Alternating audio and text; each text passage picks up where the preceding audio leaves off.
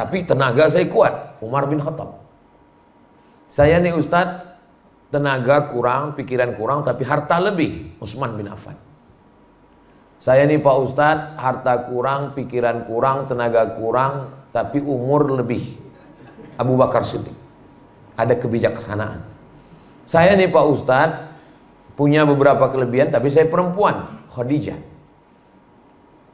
Kaya raya. Saya nih Pak Ustadz, masih muda, brilian, cerdas, Aisyah. Ambillah setengah agama ini dari Aisyah. Khudhu nisfa dinakum min Humairah. Jadi kita tinggal ukur kira-kira saya ini masuk mana. Pikiran kurang, tenaga kurang, umur kurang, kebijaksanaan kurang, benci lebih, Abu Lahab. Kita tinggal memposisikan saja. Karena kalau nggak ada Abu Lahab nggak enak juga kan. Abu Lahab, Abu Jahal ini mesti ada. Kalau enggak, cerita itu nggak menarik. Maka Nabi Muhammad SAW itu juga berada di tengah orang-orang seperti ini. Dan saya dalam pengalaman, kenapa Ustadz bisa ceramah di kantor itu? Kenapa Bapak Dinas, Kepala Badan, Bapak Kanwil bisa buat acara ini? Karena ada orang yang bergerak di balik layar, yang ingin supaya Ustadz masuk ke kantor kami. Tapi nama dia nggak muncul. Dalam kata sambutan nggak muncul, dalam surat undangan nggak muncul. Tapi dialah the session maker, pemain sehingga terwujudnya acara itu. Maka saya selalu mengatakan, ketika dalam acara yang tampil ke depan, yang porsi ngomongnya paling banyak, yang diliput, yang direkam, yang diupload, Ustadz Abdul Somad. Makanya saya khawatir nanti ketika di akhirat, mohon maaf Abdul Somad, pahala kau sudah diambil di dunia semua.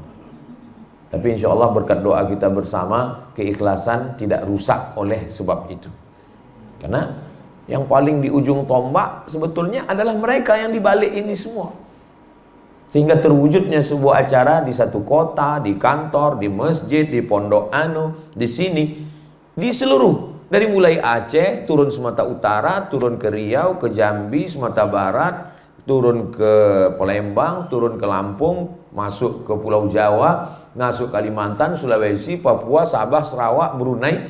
Ada saja jenis manusia yang model begini. Bahasanya beda, sukunya beda, negaranya beda, tapi jenis manusianya seperti ini. Ada yang model penolong dakwah, ada yang model support dakwah, ada yang model pengganggu dakwah. Tinggal kita memposisikan diri. Nah, disitulah ternyata yang dipikirkan ketika kuliah dulu nggak sama dengan yang terjadi di lapangan.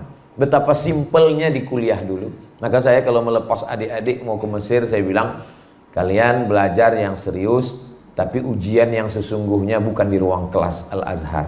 Ujian yang sesungguhnya nanti ketika pulang di kampung halaman berdakwah. Itulah sebetulnya dakwah yang sesungguhnya.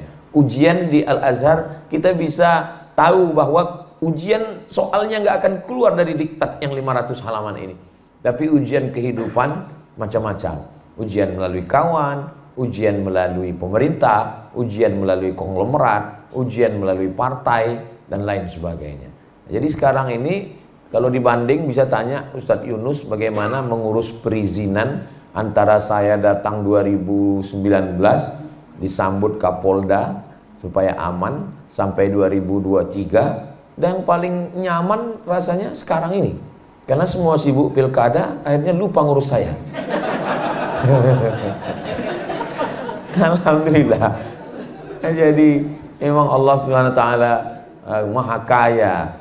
Dia ingin memainkan hati kita, melihat apakah kau bersandar kepadaku atau bersandar kepada manusia. Bersandar kepada benda binasa, bersandar kepada kawan, pagi jadi kawan, sore jadi lawan. Bersandar kepada kuasa sirna, tapi bersandar kepada Allah, kita menjadi kuat karena Allah, karena kita selalu berkata la haula wala quwata illa billah.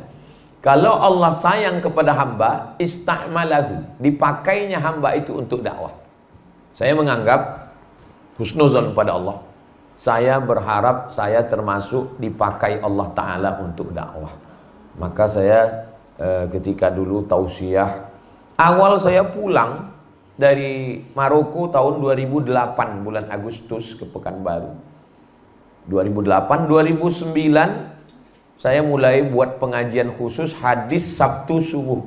Kenapa tidak buat ahad? Takut mengganggu yang sudah ada. Jadi jangan buat kajian yang ganggu orang lain. Kalau kita mau menyalakan lilin, nyalakan saja lilin kita, jangan tiup lilin orang lain.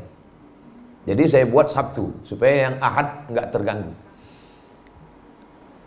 Masjidnya masjid kampus yang nggak ada mahasiswanya kalau subuh dan jauh dari pemukiman masyarakat, di Jalan Ronggo Warsito, kampus Universitas Riau, namanya Masjid Akramun Nas. Jadi subuh Sabtu ngajar khusus hadis, jumlah jamaahnya lebih banyak tiangnya dari orangnya. Sepertiga, imam, makmum, kiri kosong, kanan kosong. Seperti pengaturan kursi pesawat. Habis itu masuk 2008, 2009, 2010, 2011, 2012 jamaah sudah minta pindah masjid yang lebih besar karena masjid itu nggak muat lagi. 4 tahun. Setelah itu kami pindah ke Masjid Al-Falah, Jalan Sumatera, Pekanbaru Riau, yang masjidnya 2 lantai. Kami di atas, bawah bisa full. 2013, 2014 masjid itu ibu-ibu yang sudah tua dan ibu hamil komplain karena nggak bisa naik tangga. Akhirnya saya pindah ke masjid provinsi yang lebih besar 2015-2016. Habis itu rekaman-rekaman saya mulai ditonton banyak orang. Setelah ditonton viral, setelah itu ada yang tersinggung, diusir, makin viral. Artinya apa? Berproses. Bukan berarti pulang langsung disambut karpet merah tola al-badru alaina. Tapi proses yang panjang. Yang namanya buah itu matangnya manis itu kalau tunggu saja prosesnya. Banyak orang ingin pisang ini cepat matang, akhirnya dikarbit. Kuningnya bagus memang, tapi rasanya, rasaku belum tentu rasamu. Nah, karena ini bicara tentang masalah rasa. Orang sudah tahu ini manisnya, ini manis karbitan ini. Ini merah semangkanya, ini suntikan ini. Nah, ini nggak benar ini. Nah, jadi kita biarkan saja prosesnya berjalan. Lalu kemudian saya masuk ke dalam hutan. Ketika bangun pulang selesai presentasi di masjid. Inilah perjalanan kami kemarin. Ini masjidnya, lantainya ini tanah, dindingnya ini kayu-kayu yang lapuk. Nggak usah kita senggol pakai ujung jari, bersin aja. Hasim, udah copot udah. Akhirnya jamaah mengatakan, kalau gitu Ustadz, selesaikan masjidnya. Akhirnya kami bawa uang ke dalam, masjidnya selesai, lantainya keramik, dindingnya beton, lalu kemudian sengaja kami buat selasarnya itu luas supaya siapapun media, jamaah, dakwah, komunitas yang datang nggak lagi nginap numpang di rumah Ustadz, guru ngaji dan Pak Kades, supaya bisa di pelataran masjid, sehingga ada dapur masjid, tidak lagi merepotkan masyarakat. Jadi ada yang bantu perizinan masuk ke dalam, ada yang komunitas motor, komunitas